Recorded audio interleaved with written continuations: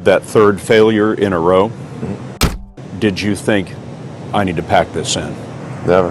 Why not? I don't ever give up. I'd have to be dead or completely incapacitated. Really liking what you do, whatever area that you get into, given that even if you're the best, there's always a chance of failure. So I think it's important that you really like whatever you're doing. If you don't like it, life is too short. If you like what you're doing, you think about it even when you're not working. I mean, it's something that your mind is drawn to, and if you don't like it, you just really can't make it work, I think. So many people try to talk me out of starting a rocket company. It was crazy. One good friend of mine collected a whole series of videos of rockets blowing up and made me watch those. He just didn't want me to lose all my money. We're doing these things that seem unlikely to succeed, and we've been fortunate, and at least thus far they have succeeded. Now is the time to take risk. You don't have kids. As you get older, your obligations increase.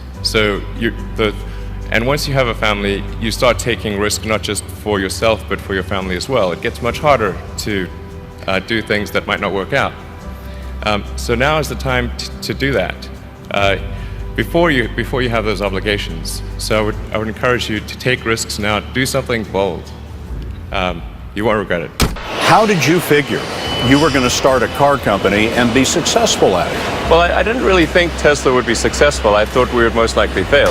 But I thought that we at least could address the false perception that people had that an electric car had to be ugly and slow and boring like a golf cart. But you say you didn't expect the company to be successful, then why try? If something's important enough, you should try, even if the probable outcome is failure.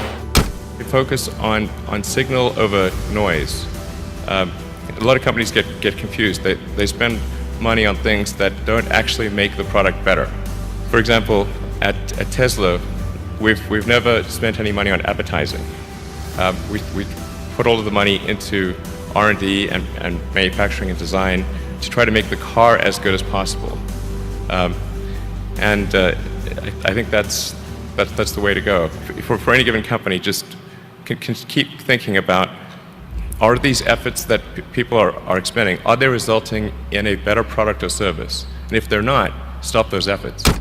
When I interview someone to work at the companies, would be to ask them to tell me about the problems that they worked on and how they solved them.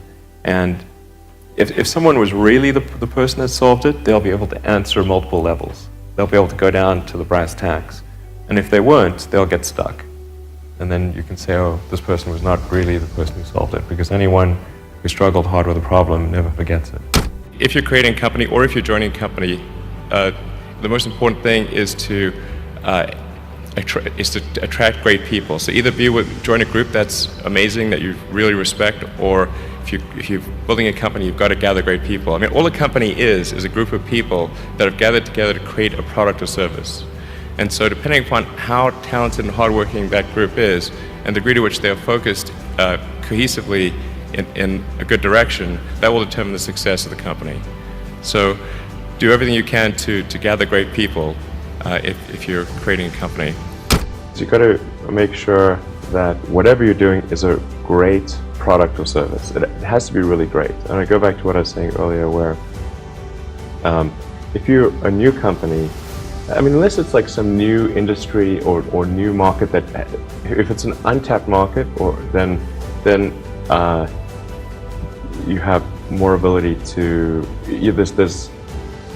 the standard is lower for your product or service. But if you're entering anything where there's an existing marketplace against large entrenched competitors, then your product or service needs to be much better than theirs. It can't be a little bit better, because then you put yourself in the shoes of the consumer and they say, why would you buy it as a consumer? You're always going to buy the trusted brand unless there's a big difference. So a lot of times, entrepreneur will come up with something which is only slightly better. And it can't just be slightly better. It's got to be a lot better. Depending upon how well you want to do, and particularly if you're starting a company, you need to work super hard. So what does super hard mean? Well, when my brother and I were starting our first company, instead of getting an apartment, we just rented a small office and we slept on the couch. And we showered at the YMCA, and we're so hot up, we had one computer, so the website was up during the day, and I was coding at night. 7 days a week, all the time.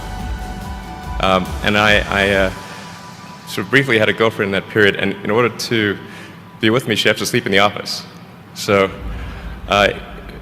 work hard, like, I mean, every waking hour. That's the thing I would say, particularly if you're starting a company.